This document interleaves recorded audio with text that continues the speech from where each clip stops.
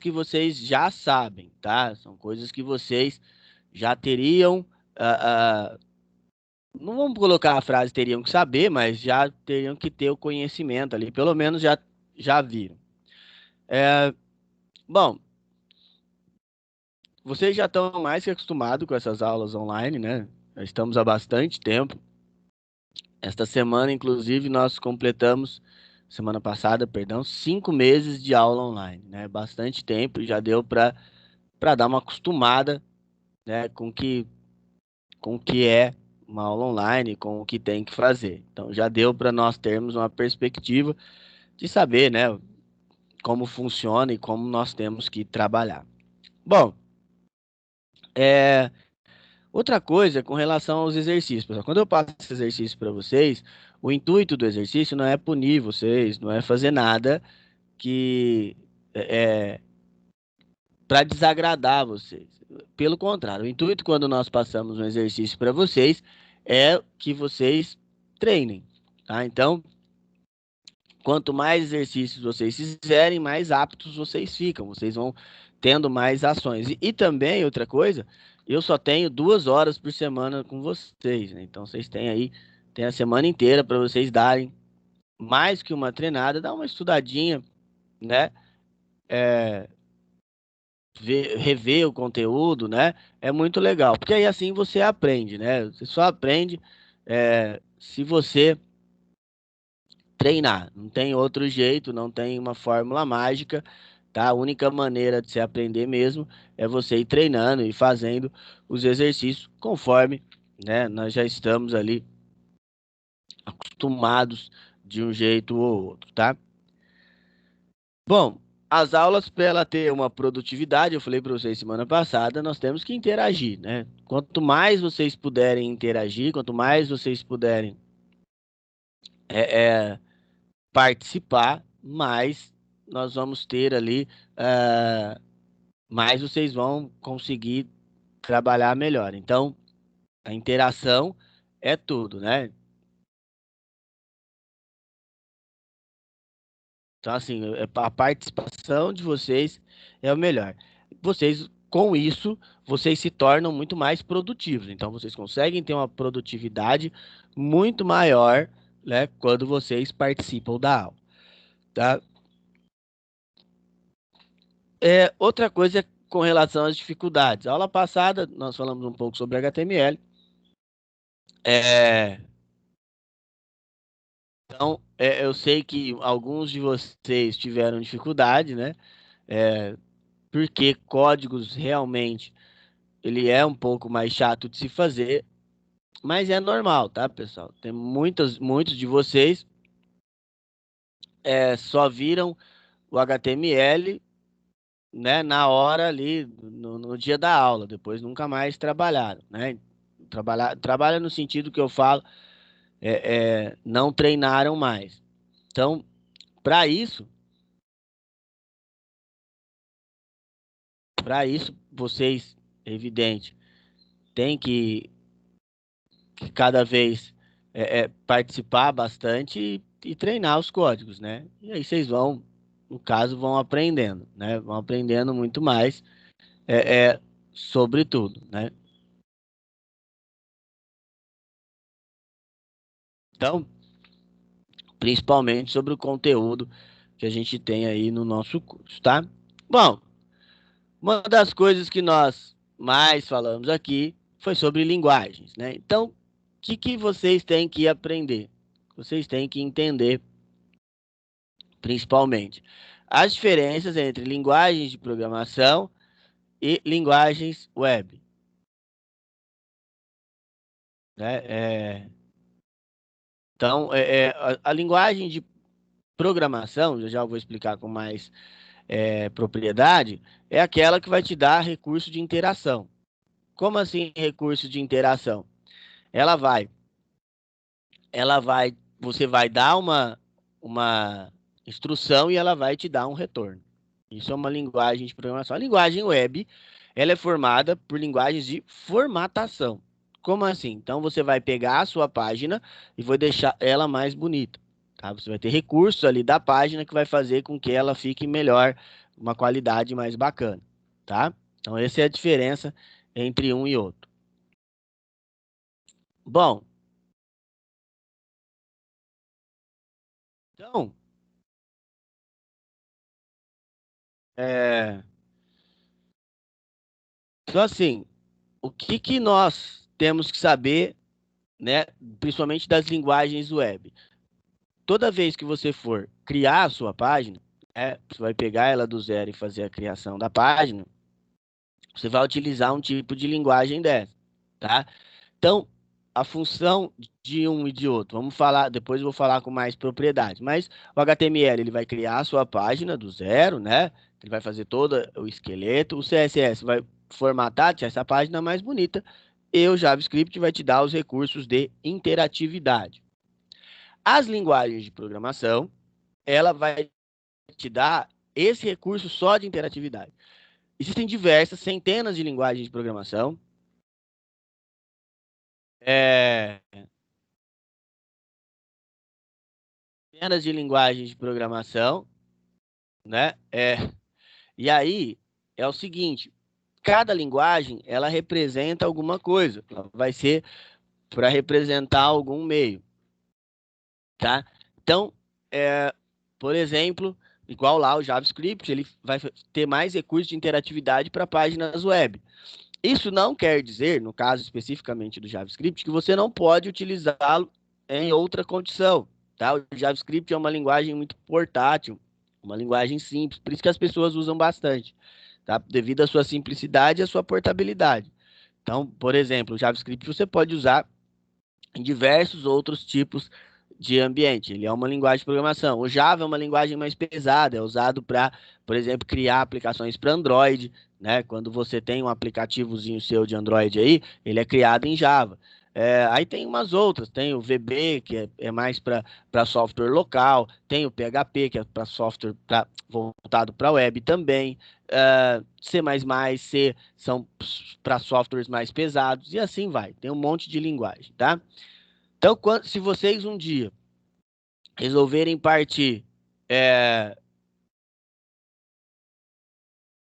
para o ramo de, da programação, né?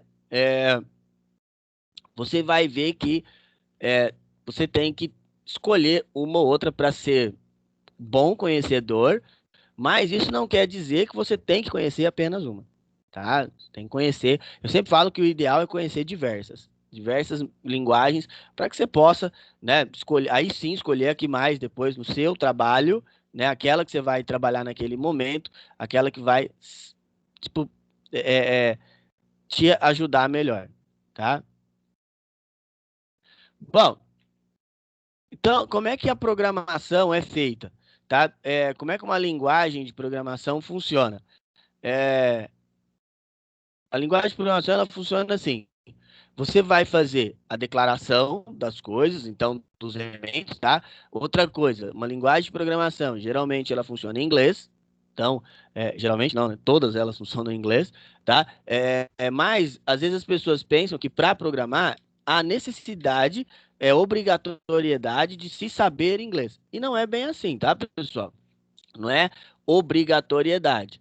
É lógico que saber inglês te deixa melhor, mais apto, mas não quer dizer que você seja obrigatório, até porque os comandos são poucos, tá? São poucos comandos e você vai usando tanto que você vai se adequando a eles, tá? É, é, e aí, geralmente, por exemplo, essa linguagem, esses comandos que vocês estão vendo aí, eles são de uma linguagem chamada Pascal. É uma linguagem de programação que nós usamos principalmente para estudo, tá? Então, a gente usa ali para fazer alguns tipos de estudos, tá? E aí ela tem essa estrutura, quase todas, elas usam o menu top-down. O que que quer dizer isso? É de cima para baixo a programação. E aí como é que funciona? Primeiro, esse primeiro setor nós chamamos de setor de declaração.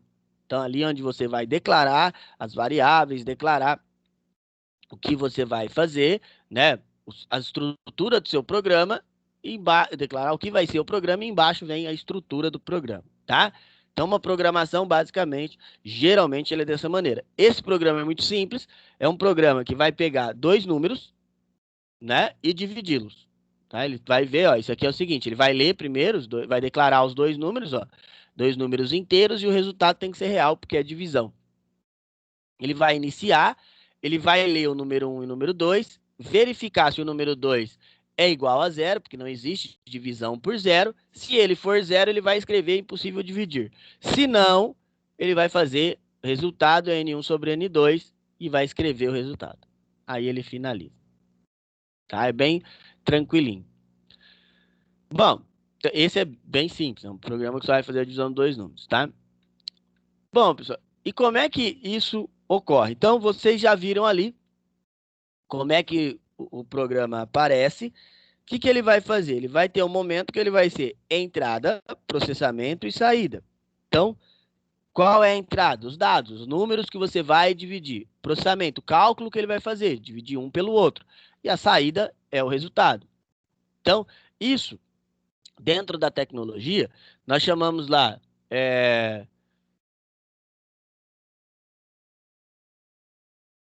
nós chamamos assim, né? O seu dispositivo de entrada, por exemplo, seu teclado, lá ele vai digitar os números, o seu computador ele vai processar essas informações e o seu monitor vai exibir elas na tela. Tá? É assim que funciona. E desse jeito aí funciona um algoritmo. Tá? O algoritmo funciona dessa maneira que vocês estão vendo aí. Tá? Como assim funciona esse tal desse algoritmo? Um algoritmo é uma estrutura de dados finita para você resolver uma questão. Então, você vai fazendo algumas instruções, esse número de instruções é finito, é um número que acaba, e aí você vai, lá no final, ter uma resposta. Na verdade, você vai fazendo várias perguntas, e essas perguntas vão gerar uma resposta lá no final, tá? Isso que é um algoritmo. Bom, e aí nós já falamos uma vez, mas vamos explicar novamente para vocês. Outra coisa, quando eu falar mais de uma vez de alguma coisa para vocês, não é porque é esquecimento, não, é porque é importante. E aí, igual eu falei para vocês, às vezes vocês vão escutar isso uma vez só. Então é importante vocês escutarem várias vezes a mesma coisa, infelizmente, para que vocês tenham conhecimento melhor, tá? Bom, então vamos lá. Então como é que funciona? Como é que funciona para você acessar uma página quando você está aí na sua casa? A arquitetura nossa é cliente-servidor, tá? O que quer dizer isso? Cliente é a sua máquina, é o seu computador, servidor é a máquina que vai te prover os dados, que vai te onde a sua página está. Então, é, a sua página ela vai estar armazenada em um lugar. Bom, vamos lá então. Então, nós acessamos o navegador, né? Você abre, seja ele do seu computador ou seja ele do seu celular. Esse navegador ele vai nas nuvens procurar alguma coisa. Então ele vai lá na internet e ele vai procurar. Por exemplo, no seu caso aí, vamos supor, 99% dos casos é assim, você tem um roteador na sua casa. Quando você conecta no roteador, ele vai ter um modem. Esse modem ele vai estar conectado a um servidor de uma empresa, tá? Por exemplo, sei lá, a Vivo, a NET, essas empresas que vai dar o acesso a vocês. Aí essa empresa que te deu acesso aos dados, ela vai buscar lá na página. Então, por exemplo, aí na nuvem, ele vai buscar o computador, onde está armazenada a página que você quer. Lá dentro desse computador tem os arquivos dessa página, porque quando você termina uma página, ele salva em vários arquivos, tá? E aí ele retorna esse arquivo lá no seu navegador. E o seu navegador, por sua vez, exibe a página para você. Então é essa volta que dá aí. Então você vai tentar acessar o dado da sua máquina.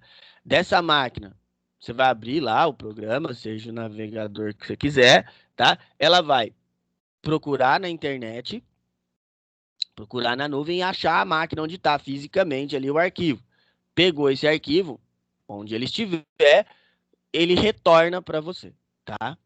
Bom, e qual que é a responsabilidade do CSS dentro desse ambiente, né?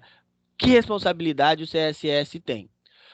A responsabilidade do CSS é a de ah, pegar a estrutura do HTML, ele já vai pegar a estrutura, ele vai ler aquela estrutura do HTML e vai deixar aquele formato mais bonito. Então ele vai pegar aquelas imagens, ele vai pegar aqueles textos, ele vai formatar para caber direitinho, para ficar bonito e estilizado. Tá? Então a função dá para fazer uma página só em CSS? Não. Necessariamente você precisa do HTML, tá bom? Então não tem como eu fazer só em CSS a minha página. O CSS ele é incorporado ao HTML. Tem como fazer uma página só no HTML? Tem. É recomendável? Não, porque vai ficar uma página muito feia. Tá? Você não vai conseguir ter uma estrutura legal. Vai ficar uma página bem feia, bem fraca mesmo.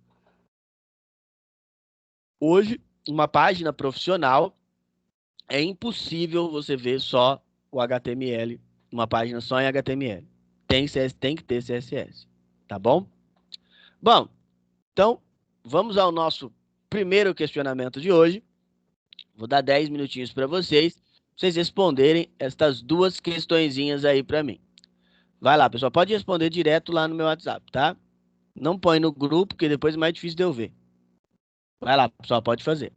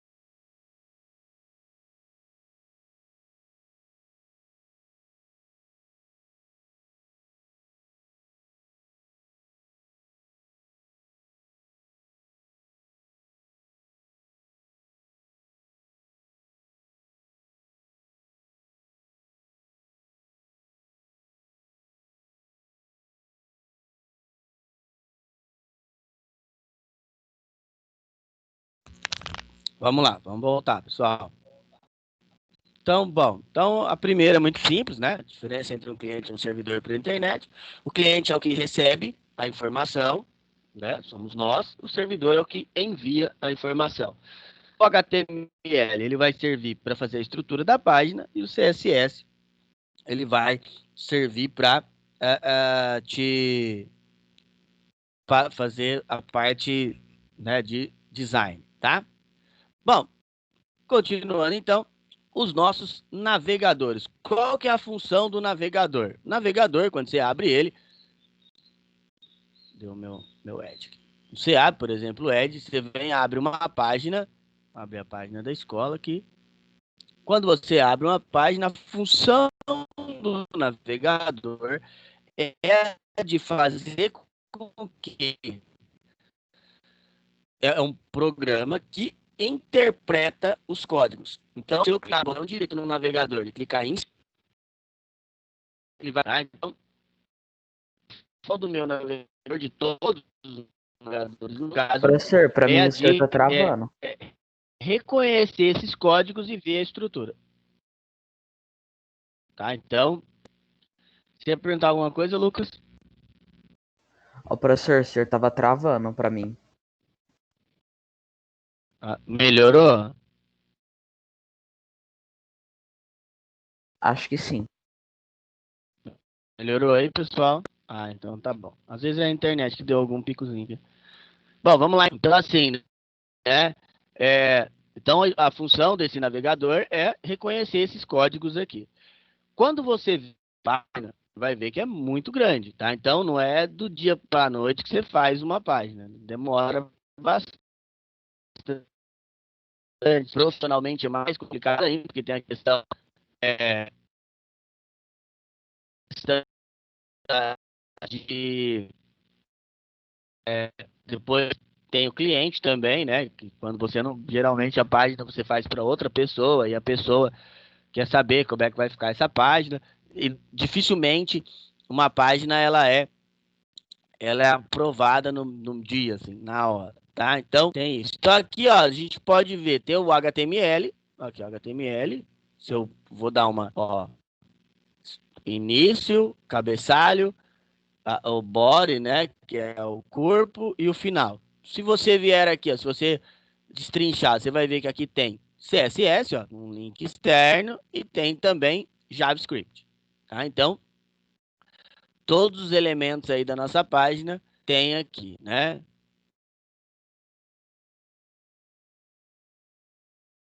Deixa eu ver só um negócio aqui. Ah, faz também. Para poder usar no JavaScript. Bom, então, como é que o HTML e o CSS evoluíram? O HTML e o CSS foram linguagens que foram criadas em separados. O HTML foi a primeira da história, né? A primeira linguagem o interpretador. HTML quer dizer Hypertext Markup Language, né? Linguagem de marcação de hipertexto. E o que que isso quer dizer na prática? Quer dizer assim que antigamente não tinha um interpretador de códigos. Então, quando o Tim Berners-Lee, lá em 89, cria a linguagem, ele pensou em tudo. Ele pensou de como seria para criar uma linguagem com maior interatividade, mais multimídia. Antigamente, não tinha, antes do HTML, a internet usava um programa chamado Gopher, e esse programa ele lia só texto, basicamente, né?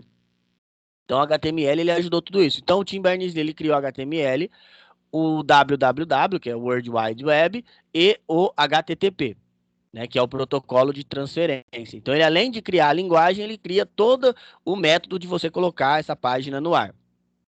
Algum tempo depois, surge a CSS, primeiro com o objetivo de se criar páginas. No início, quando a internet começou a se estabilizar, né, isso lá nos anos 90, foram surgindo várias linguagens, sem padronização. Então, às vezes, acontecia é, de você fazer uma página de uma determinada estrutura e essa página não rodar numa outra. Então, tinha tudo isso que nós íamos vendo também. Então, por exemplo, às vezes era criada uma página inteira lá dentro do CSS. Aí você ia abrir em determinado navegador, ele não reconhecia algumas coisas. Por quê? Porque não tinha a padronização. Então, isso foi que hoje é o órgão que rege a internet, né? É a WWW Communication. Aí ela foi e padronizou essas linguagens. Então, aí o HTML ficou para ser a parte estrutural e a para ser a parte de formatação. Bom, essa é a estrutura básica do HTML, tá? Tem mais algumas coisinhas aí que já já a gente vai discutir. Mas essa é a parte, a estrutura básica, o modelo básico de estrutura do HTML. E outra coisa que vocês têm que aprender também é que o HTML é semântico. O que quer dizer isso? Cada comando, cada vez que você digita uma tag, tem ela tem um resultado. Então, ela tem, cada instrução, ela tem aí, ela tem um resultado lá no final. Então, isso quer dizer ser semântica, tá? As palavras, quando você fala o termo semântica, é que as palavras têm uma ação. Elas determinam ali que vai ser feita alguma coisa. Você, por exemplo, quando você digita a tag H1, que é uma tag de título, você sabe que ele vai escrever uma letra um pouco maior, tá? E o HTML, ele também ele tem uma separação. Ele tem um jeito de organização. Então, lá em cima fica a header, que é o cabeçalho, tá? Nas laterais, na lateral esquerda fica o menu de navegação, na lateral direita um submenu geralmente usado principalmente para a área de divulgação, e aí tem as sections e os articles que você vai criar a estrutura da página. Embaixo, o footer, que é o rodapé. Então, esse é um meio estrutural do HTML. Ah, é obrigado a seguir isso aí? Não, vai depender da sua parte. Como você vai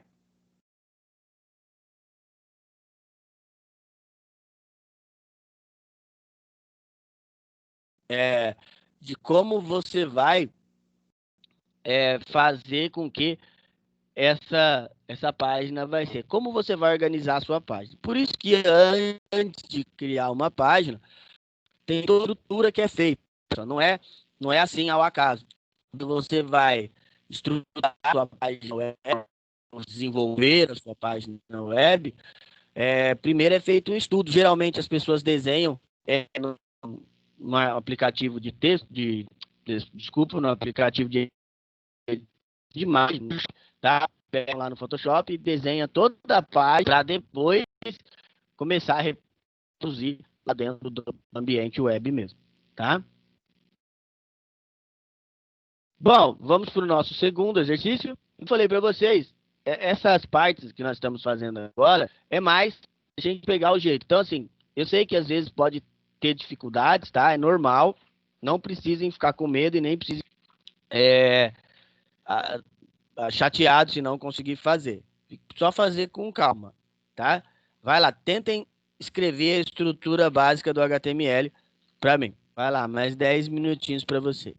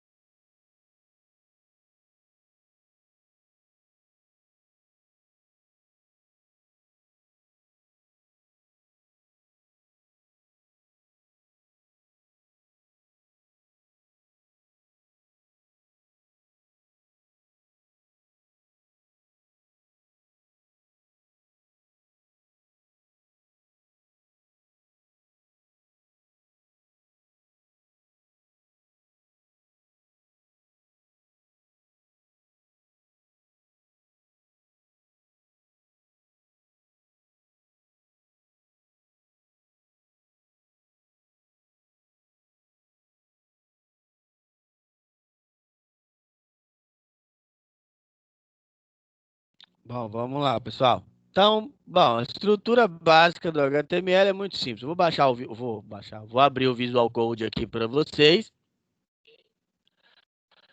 E aí vai dar para ver. Ou se vocês puderem, quem tiver computador e estiver utilizando pelo computador, esse programa aqui, ó, ele é o melhor dos gratuitos, tá? Ele é um dos melhores editores gratuitos pro, pro, pro HTML, tá? Por que que ele é um dos melhores? Olha aqui que bacana que você vai fazer. Você vem aqui, ó, abre uma tag, digita HTML. Opa, pera aí, HTML. Ah, pera aí que eu tenho que fazer um negócio antes. Deixa eu só fazer uma.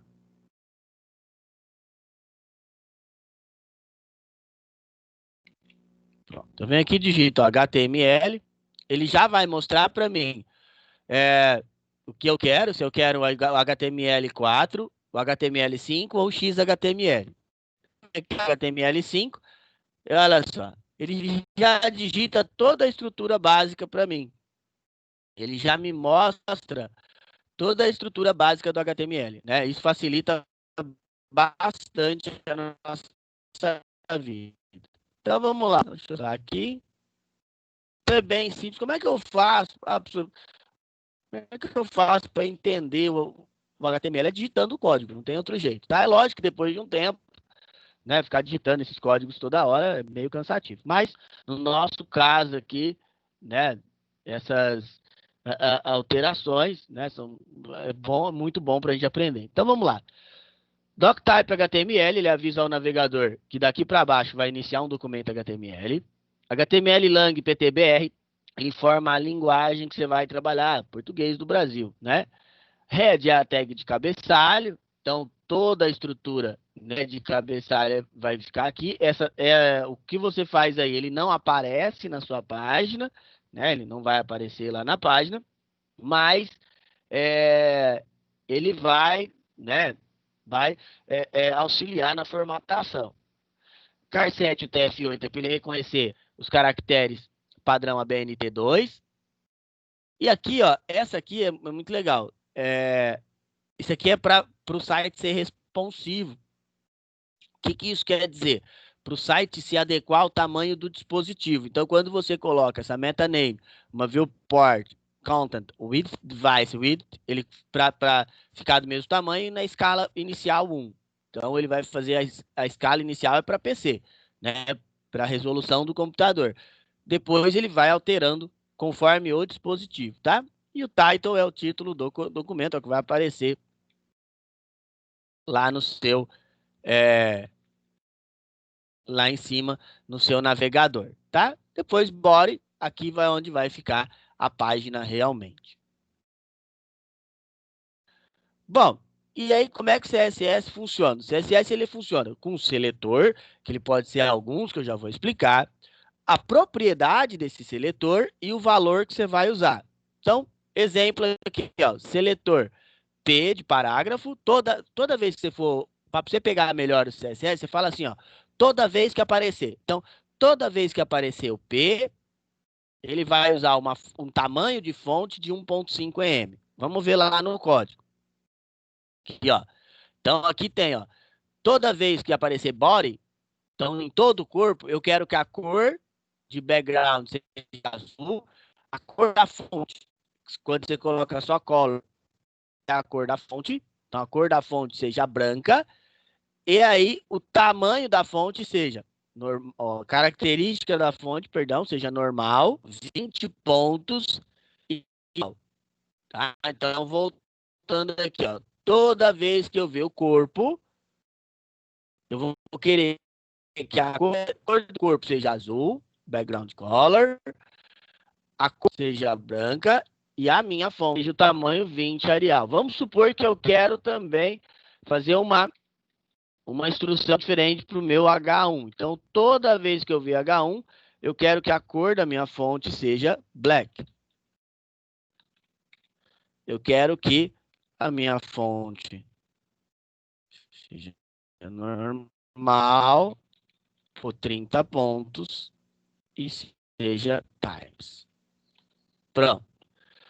A hora que eu salvar, se eu vier aqui em salvar, eu posso apertar filtrar, ele dá ações para mim. É isso que vocês têm que entender. Toda vez que for usar o CC, nos usos que for, ele vai basicamente utilizar esse meio de organizar. Então, ele vai usar o meio de, se você usar um seletor, esse seletor vai ter uma propriedade. Bom, outra coisa que nós usamos bastante é comentários dentro. Para que serve um comentário? Para você escrever o que é. Por exemplo, aqui, ó, posso colocar aqui, se eu quero marcar que isso aqui é a cor de fundo, tá? O comentário, ele não vai aparecer. E eu posso fazer em várias linhas de uma vez. Então, por exemplo, se eu quiser comentar toda essa linha aqui, ó, eu coloco barra asterisco. Opa. Esse é do CSS, perdão. Vamos supor que eu queira comentar tudo isso aqui, ó. Barra asterisco. Depois aqui no final, asterisco barra, tá? Que o comentário, se eu fizer esse comentário e salvar, o que ele vai fazer?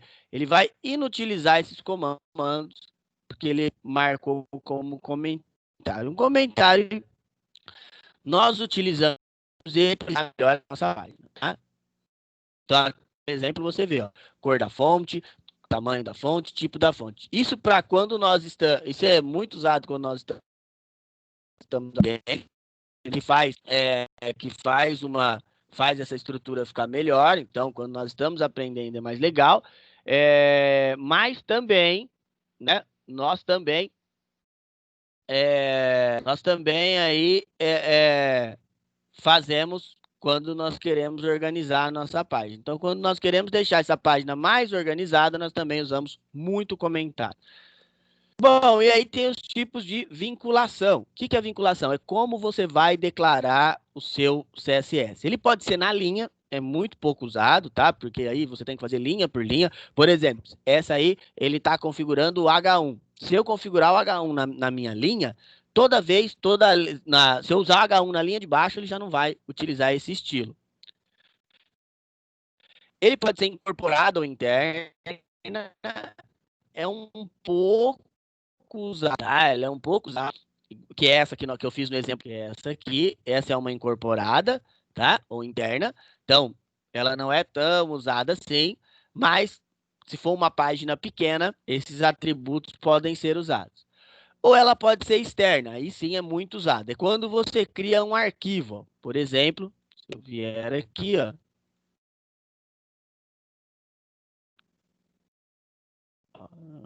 Pera aí.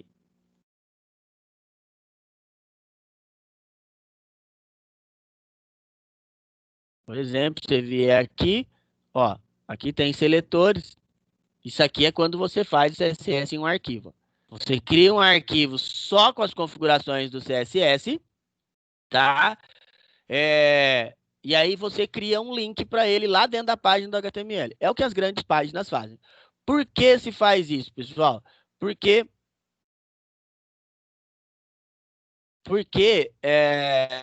geralmente, né, a gente acaba, né, é, é, utilizando esse código do CSS em mais de uma página.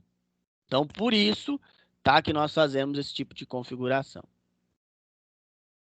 Bom, e aí o seletor, ele não precisa, tá, ser, por exemplo, o conteúdo, uma instrução, por exemplo, ele não precisa ser um H1, ele não precisa ser um parágrafo.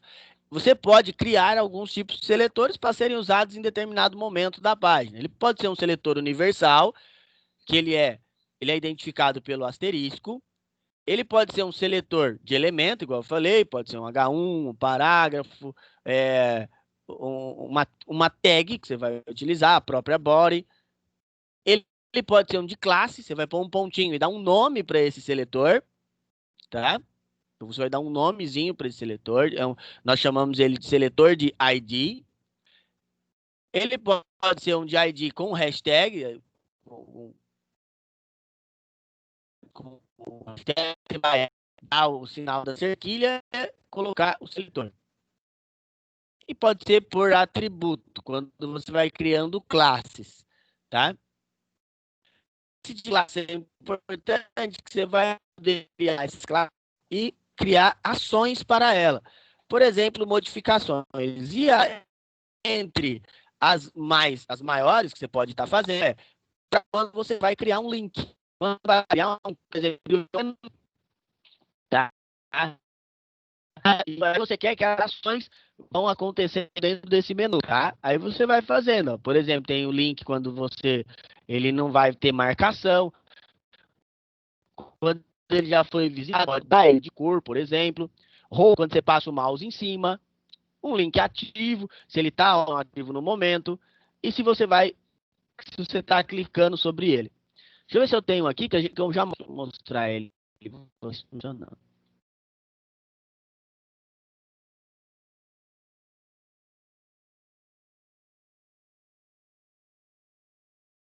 Eu não...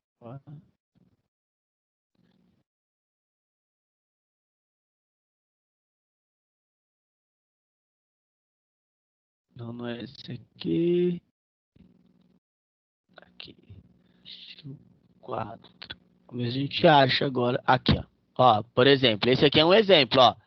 Eu posso, se eu passar o mouse aqui, é o hover, tá? Ó.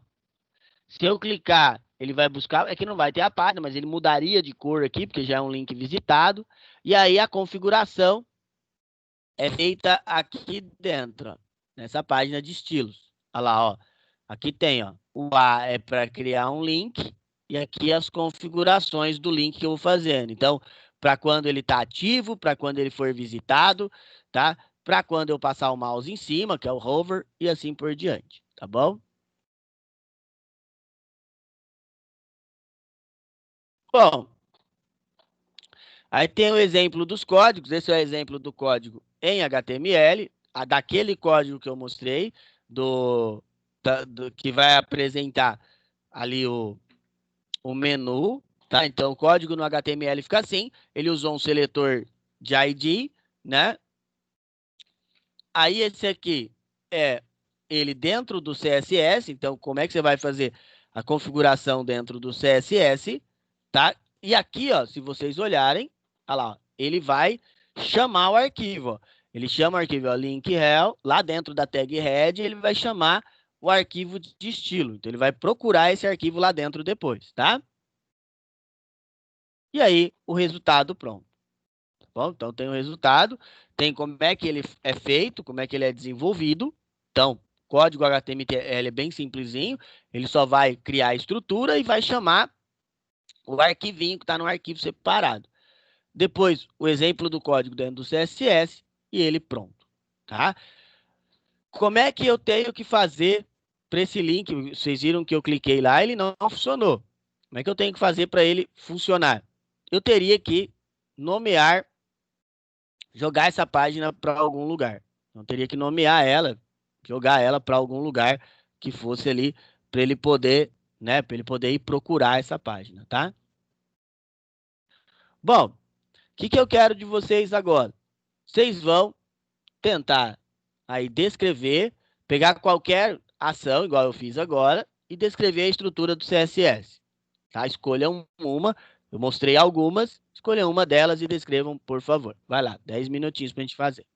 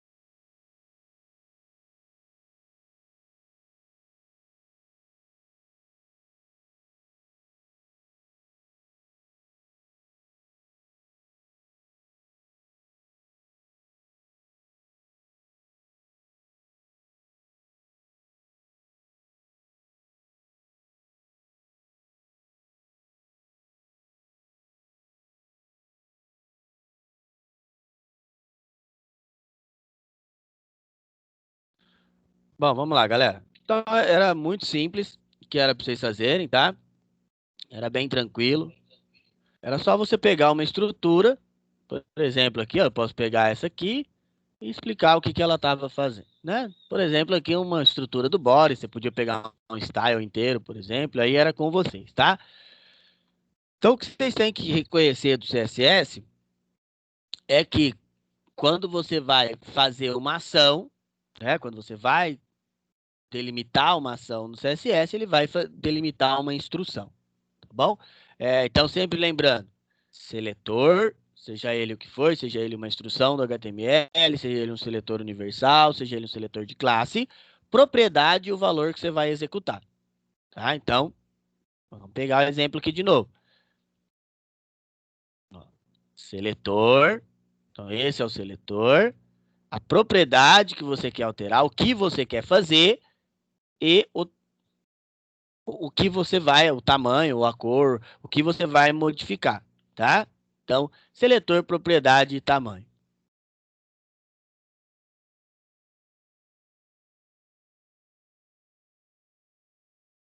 tá? Bom, continuando. E aí não é só de códigos que sobrevive uma linguagem, um site, né? Necessariamente não há necessidade de você saber. É lógico que é bem melhor, é lógico que os sites ficam melhores, mais bonitos, mas não é só por código que você, não é só com código que você vai conseguir delimitar é, delimitar o uso do seu site, não é só colocando os códigos lá. Você também tem serviços que podem te auxiliar. Por exemplo, o Wix é um serviço para criação, tem o Blogger, que é do Google, o Google tinha dado uma parada de atualizar ele, agora deu uma melhorada. Tem o WordPress, que é uma ferramenta livre, gratuita, que você também pode utilizar para a criação do seu site. Então, criar um site, ele envolve diversos meios, tá? Então, você pode fazer por diversas maneiras. É lógico que se você for criar o seu site, né, criar ele com todos os códigos bonitinho, ele vai ser muito mais personalizado e muito mais bem feito. E também tem os serviços locais. O que quer dizer isso? São os que são instalados na sua máquina. Tem o Muse, o Adobe Spark, que você pode usar online, tem a versão web, o Adobe XD, o Dreamweaver, tá? Então são vários softwares que você pode usar para fazer edição do seu site. Você vai publicar ele lá depois. No nosso caso, nós vamos usar o Adobe XD. Nós vamos fazer também lá com o Spark, eu não me lembro se vocês já, não sei se vocês já fizeram, mas fazer com o Spark também depois com o Adobe XD. Bom, então, o que a gente precisa saber para finalizar? O que o HTML faz? O HTML vai fazer a estrutura da página. Toda a parte que você vê por trás da página é o HTML que será responsável. O que o CSS faz? O CSS ele vai ser responsável pela parte de design, né? Ele vai fazer, ele vai fazer todo o design da sua página. Então, toda a parte ali para deixar a sua página um pouco mais bonita, né? E por último, o JavaScript. O que o JavaScript faz? O JavaScript vai fazer a interação. Aproveitando, semana que vem, última vez que a gente fala sobre esse conteúdo, né? Nós vamos falar exatamente sobre o JavaScript e o seu uso. Como é que se usa o JavaScript? Não precisem ter medo, o JavaScript não é um bicho de sete cabeças, tá? Ele não é algo tão assim absurdamente complexo. Lógico, como uma linguagem de programação, ele tem as suas particularidades, ele tem algumas coisas que são mais difíceis, mas é um tipo de linguagem que, dentre as linguagens de programação, é a mais simples de todas, tá? Então é, vai ser muito legal a gente aprender ele, tá?